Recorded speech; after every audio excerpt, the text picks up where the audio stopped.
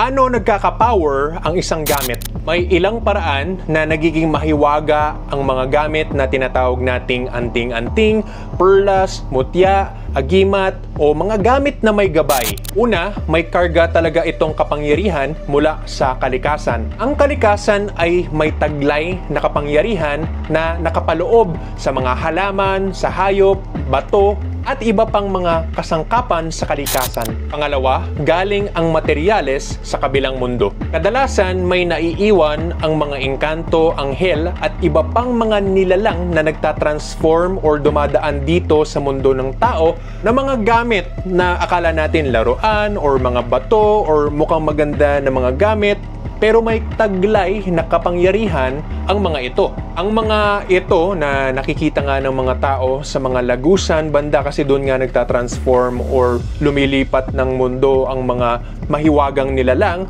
ay ilan sa mga nakukuhang gamit ng mga antingero. Para makakuha ng mahiwagang gamit katulad ng sinasabi ko na mula sa kabilang mundo ay pwede ka sumubok sa aking free third eye meditation na pwedeng mo ngang palabasin ang mga perlas ng kapangyarihan, yan ang tawag namin dun sa mga gamit na yan, mula sa kawalan kung buo talaga ang iyong pananampalataya at maganda ang pag-practice mo at yung kapangyarihan mo sa third eye meditation na for free ko tinuturo. Habang mas gumagaling ka sa free third eye meditation na tinuturo ko, ay mas gumaganda at mas lumalakas ang mga perlas ng kapangyarihan na nakukuha mo dito. Pangatlo, may orasyon o dasal na nakakarga sa mga mahiwagang gamit. Kung marunong ang isang tao sa pag-blessing, may sapat siyang kabanalan at lalo na may sakto talagang orasyon, ay pwede siyang magkarga ng kapangyarihan sa isang gamit para ito ay maging mahiwaga